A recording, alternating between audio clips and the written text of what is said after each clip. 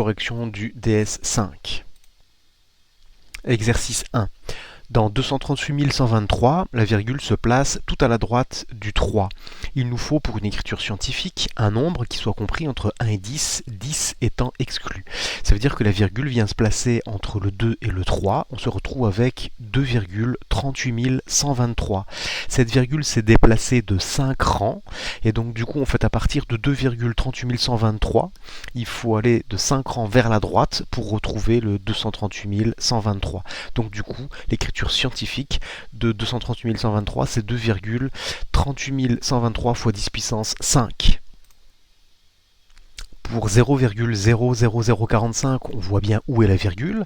On doit trouver un nombre qui est compris entre 1 et 10, 10 étant exclu. Donc du coup, en fait, on se retrouve avec 4,5. La virgule s'est déplacée de 4 rangs. Quand on passe de 4,5 à 0,00045, la virgule se déplace de 4 rangs vers la gauche. Donc du coup, en fait, l'écriture scientifique, c'est bien 4,5 fois 10 puissance moins 4 pour 0,00045.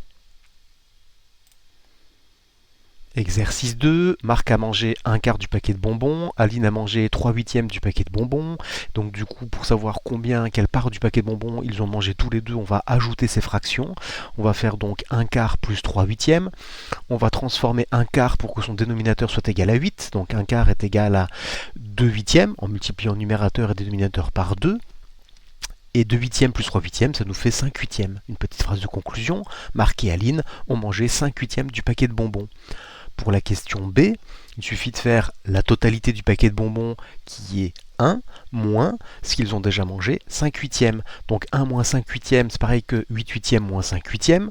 Donc les deux fractions ont le même dénominateur. Donc ça veut dire qu'on va faire 8 moins 5 sur 8 et on obtient 3/8.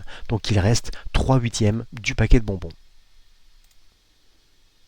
Exercice 3, on souhaite une valeur approchée du résultat de l'opération qui est affichée. Alors l'idée est de simplifier le premier nombre. Donc ce premier nombre s'écrit de manière simplifiée 0,0003. Le deuxième nombre s'écrit de manière simplifiée 2 milliards. Et donc le premier nombre en bleu, on va l'écrire sous forme scientifique 3 fois 10 puissance moins 4. Le deuxième nombre en vert, on va l'écrire 2 fois 10 puissance 9. Ce qui fait que l'opération de départ peut s'écrire de manière simplifiée 3 fois 10 puissance moins 4 multiplié par 2 fois 10 puissance 9. Et donc du coup, quand on multiplie en fait ces deux nombres-là en écriture scientifique, on va multiplier le 3 et le 2, ça fait 6. On va multiplier le 10 puissance moins 4 avec le 10 puissance 9, ça nous fait du 10 puissance moins 4 plus 9, c'est-à-dire 10 puissance 5. Et donc on peut écrire le résultat comme quelque chose de proche de 6 fois 10 puissance 5, ou alors 600 000. Exercice 4 pour la vignette en haut à gauche, donc il faut que les fractions soient au même dénominateur, ça veut dire qu'on va transformer 3 quarts en 6/8. Donc l'opération à effectuer c'est 1/8 moins 6/8, c'est-à-dire moins 5/8. Réponse D. Ensuite, la vignette qui est en haut à droite, donc on est bien sur un village avec 2 tiers des habitants qui ont voté pour les poubelles le samedi, 1/9 pour les poubelles en fait le dimanche, et donc du coup il faut que j'ajoute ces deux fractions pour savoir combien d'habitants ont voté pour le week-end complet. Et donc du coup si je fais 2 tiers plus 1/9, et bien du coup les fractions n'ont pas le même dénominateur, il faut que je transforme le 2 tiers en 6/9, et donc du coup le 6/9 plus le 1/9, ça nous fait du 7/9, donc c'est la réponse D qui était attendue. Ensuite pour la vignette en bas à gauche, donc il y a du café qui a été bu en fait dans la journée 9/10, sachant que à midi, donc il avait bu 3/5 de la cafetière. Donc ça veut dire que tout le matin, 3/5 a été bu, ce qui représente 6/10. Et alors, comme la totalité qui a été bu, 9/10 moins 6/10, ça représente ce qui a été bu l'après-midi. 9/10 moins 6/10, et bien du coup nous sommes bien sur 3/10, donc c'était la réponse C, donc 3/10 bu l'après-midi.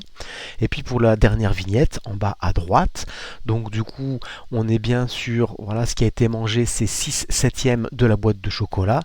Donc qu'est-ce qu'il reste? Eh bien il reste la totalité de la boîte, c'est-à-dire 1, c'est-à-dire 7/7, moins les 6/7, et donc du coup on est bien sur 1/7, il reste 1/7 de la boîte de chocolat, réponse B. Voilà, sur cet exercice 5, il fallait faire très attention aux priorités des opérations. L'opération prioritaire, c'est 7 douzièmes divisé par 7 sixièmes. Cette division, je la transforme en une multiplication. Donc c'est 7 douzièmes multiplié par donc l'inverse de 7 sixièmes, c'est-à-dire 6 septièmes. Donc je vais effectuer cette multiplication et finalement, après simplification, je trouve un demi. Maintenant que je suis sur cette ligne avec k est égal à 1 huitième moins 1 demi plus 7 douzièmes, eh bien je vais effectuer l'opération 1 huitième moins 1 demi.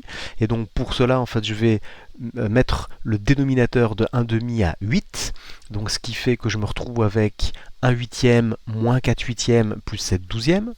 Donc 1 huitième moins 4 huitièmes, on est bien sûr moins 3 huitièmes, donc à ajouter avec 7 douzièmes. Ces deux fractions n'ont pas le même dénominateur, donc je vais les mettre au même dénominateur avec un dénominateur égal à 24. Donc à partir de là, je suis sur cette étape, moins 9 sur 24 plus 14 sur 24, et je me retrouve avec k est égal à 5 sur 24. Pour l'exercice 6 qui a posé problème à beaucoup d'élèves.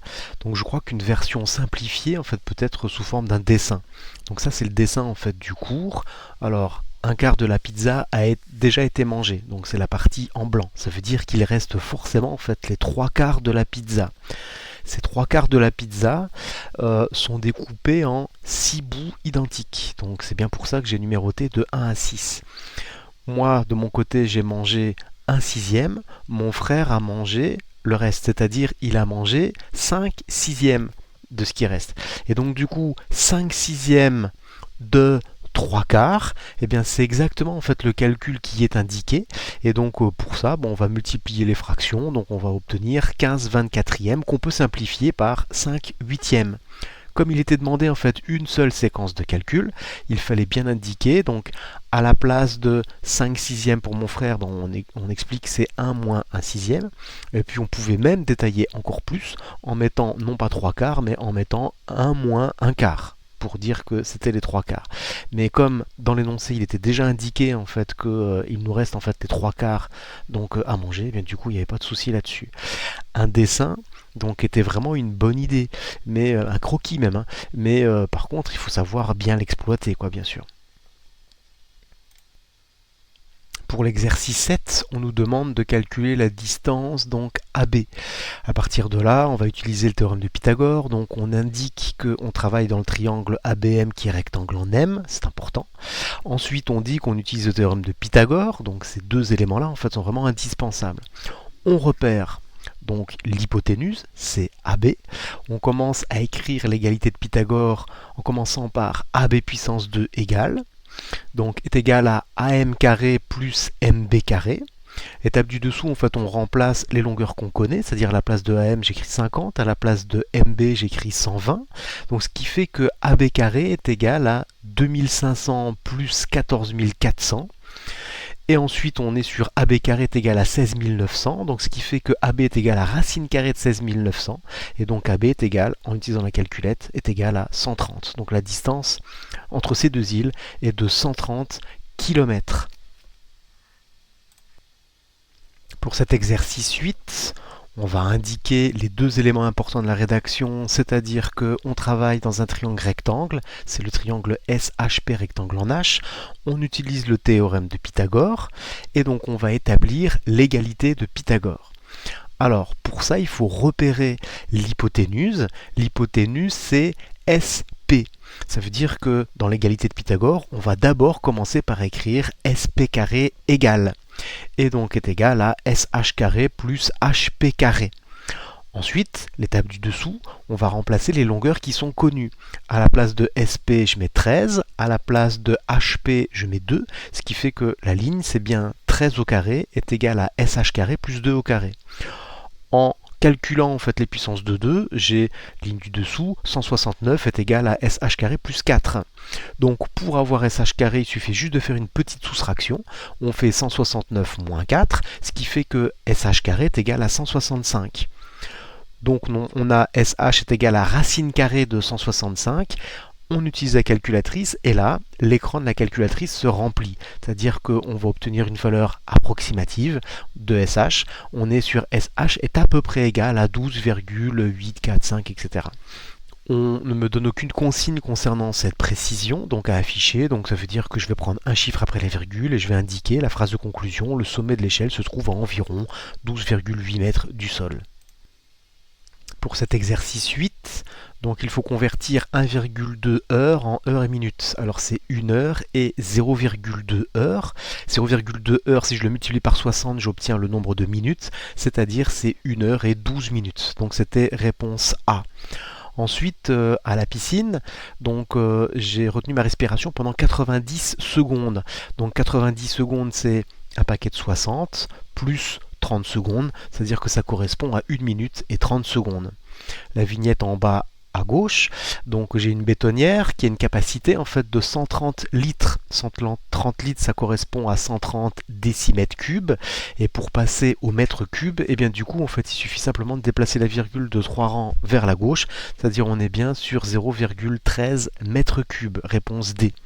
Et puis donc pour la vignette en bas à droite, donc on est sur une surface de 42 décamètres carrés.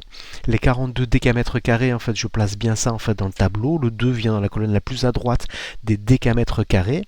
Comme on me demande en mètres carrés, et bien du coup je vais rajouter les zéros et je me retrouve avec 4200 mètres carrés. Donc c'était réponse B attendue. Pour cet exercice 9, il fallait calculer la moyenne donc, du temps passé par un élève donc le week-end à faire les devoirs. Donc pour ça on va comptabiliser le nombre d'heures indiquées, et pour ça on va faire 0 x 1 plus 1 x 4 plus 2 x 5 plus 3 x 10, donc c'est le nombre d'heures total, divisé par bien le nombre de réponses, et le nombre de réponses c'est 1 plus 4 plus 5 plus 10. On se retrouve avec un calcul qui correspond à 44 divisé par 20, on est sur 2,2, donc en moyenne un élève va passer 2,2 heures sur les devoirs le week-end. Pour cet exercice 10, on a les temps de 7 concurrents, donc sur un 200 mètres. Pour avoir la moyenne, on va tout simplement ajouter tous ces temps, c'est-à-dire 20,25 plus 20,12, etc. Et on va diviser par le nombre de valeurs, c'est-à-dire 7, pour obtenir la moyenne. On se retrouve avec un calcul qui correspond à 142,2 divisé par 7. Le calcul, le résultat en fait ne tombe pas juste, on est sur 20,31. Comme on me demande d'arrondir au centième près, et bien du coup il faut garder 2 chiffres après la virgule. Donc le temps moyen d'un athlète, c'est 20,31 secondes environ.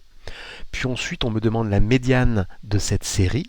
Alors pour obtenir la médiane, je vais les ranger du plus petit au plus grand, ranger ces valeurs-là. Et donc du coup, j'ai bien 20,09, 20,12, 20,19, 20,25, 20,38, 20,48 et 20,69. Donc j'ai deux paquets. Les plus petits, c'est les 3 premières valeurs. Les plus grandes, c'est les 3 valeurs en fait les plus à droite. Et la valeur médiane, et bien du coup, c'est bien 20,25. Donc la valeur médiane, c'est 20,25 secondes.